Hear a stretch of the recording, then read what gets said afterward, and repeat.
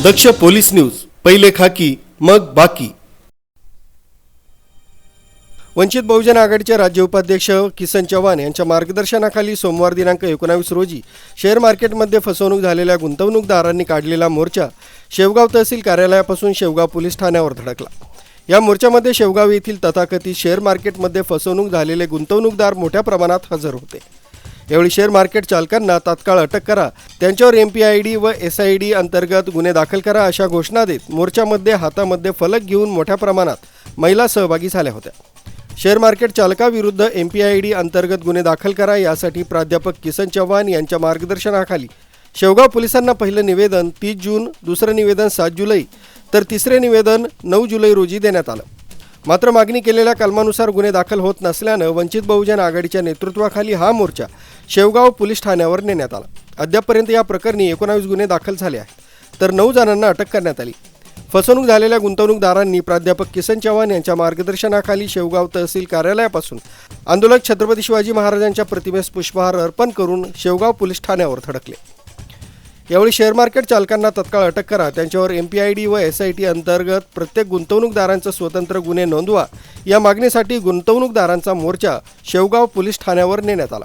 यावेळी प्राध्यापक किसन चव्हाण, वरखेड सांगवीचे सुभाष आंधळे, वंचित बहुजन समाज पक्षाचे तालुकाध्यक्ष शेख प्यारेलाल, वंचित बहुजन महिला आघाडीच्या संगीता ढवळे, पाथर्डी तालुका वंचित महिला आघाडीच्या सुनीता जाधव, पाथर्डी तालुका महिला उपाध्यक्षा रोहिणी ढोबे, शेवगाव शहराध्यक्ष चंदाबाई खडांगळे, युवा आघाडी प्रीतम गर्जे, रवींद्र निळ, सागर गरुड, विशाल इंगळे, सुरेश खंडागळे, संभाजी कुसळकर, देवानंद कवडे, भीमा गायकवाड, दीपक खंडागळे, नारायण सातपुते, नितीन चव्हाण, राजू जगधने, बापा उल्लुळे, राम खोसे, संतोष थोरात, शंतनू गायकवाड, रामेश्वर शेळके, अमरीश गायकवाड, मदन मोरे, लक्ष्मण विघ्ने, बाळासाहेब विघ्ने इत्यादींसह गुंतवणूकदार यावेळी हजर होते।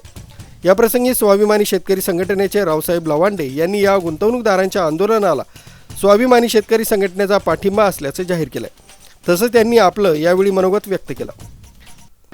शेवगाव आणि पाथर्डी तालुक्यातील हजारो कुटुंबाची फसवणूक या भागामध्ये शेअर मार्केटिंग चालवणाऱ्या काही तरुणांनी केलेली आहे। त्यामध्ये कोट्यवधी रुपयांची फसवणूक आहे आणि म्हणून गेल्या 8 ऑगस्ट रोजी आम्ही एक मोर्चाने इथे आलो होतो। पोलीस स्टेशन गुन्हा दाखल करून घेत नव्हते, परंतु 8 तारखेच्या मोर्चानंतर इथं अनेक गुन्हे दाखल करू लागलेत, तक्रार अर्ज घ्यायला लागलेत। आज पुन्हा एकदा तालुक्यातील हजारो कुटुंब प्रतिनिधी या ठिकाणी मोर्चानं पोलीस स्टेशनवरती आलेले आहेत। आमची मागणी आहे की त्यांना तात्काळ अटक झाली पाहिजे, त्यांच्या मालमत्ता जप्त झाल्या पाहिजे, त्यांनी त्यांच्या मालमत्ता दुसऱ्याच्या नावावर केल्या असतील तर त्या सील केल्या पाहिजे, त्यांना पळून जाण्यासाठी ज्यांनी मदत केली असेल त्यांनाही सहआरोपी केले। हजारोच्या संख्येने आम्ही मोर्चानं या ठिकाणी आलेलो आहोत आणि आम्ही मागणी त्यांच्याकडे केलेली आहे। आता पोलीस निरीक्षकांनी देखील आमचा तपास योग्य दिशेनं चालू आहे आणि आम्ही लवकरात लवकर सगळ्यांना अटक करू आणि या सर्व फसवणूक झालेल्यांची आम्ही त्यांना न्याय देऊ अशी भूमिका त्यांनी या ठिकाणी मांडलेली आहे। मी या निमित्ताने ज्यांची फसवणूक झाली त्यांना एवढंच सांगू इच्छितो की आपल्याला बाहेर यावं लागणार आहे, आपल्याला तक्रारी दाखल करावी लागणार आहेत आणि जोपर्यंत आपला गुंतवलेला घामाचा कष्टाचा पैन मिळत नाही तोपर्यंत हा लढा आपल्याला निकराने लढावा लागणार आहे आणि ते लढण्यासाठी मी आणि माझे सगळे सहकारी तालुक्यातल्या फसवणूक झालेल्या जनतेबरोबर असणार आहोत। जवान सर तुम आगे बढ़ो, हम तुम्हारे साथ हैं। फसवणूक करणाऱ्यांना अटक। शेअर मार्केट चालक धारकांकडून फसवल्या गेलेल्या गुंतवणूकदारांचे स्वतंत्रपणे गुन्हे दाखल करा अशी मागणी यावेळी किसन चव्हाण, शेवगाव पोलीस निरीक्षक समाधान नागरे यांच्याकडे निवेदनाद्वारे केली आहे। मात्र असे स्वतंत्र गुन्हे दाखल करता येत नाहीत असं नागरे यांनी सांगितलंय। त्यावर प्राध्यापक चव्हाण यांनी आमरण उपोषणाला बसणार असल्याचं जाहीर केलंय।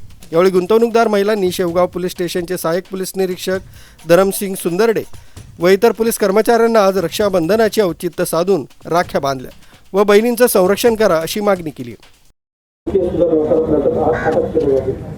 दुसरी गोष्ट मालमत्तेच्या तपासामध्ये जो भाग तपासाचा तो सुरू आहे, कोणाच्या मालमत्ता कोणाकडे कोणाला ट्रान्सफर केला तो तपासाचा भाग आहे, तो होईल। दुसरी गोष्ट वेगवेगळे गुन्हे जे ते याच्यात वेगवेगळे गुन्हे दाखल करता येत नाही।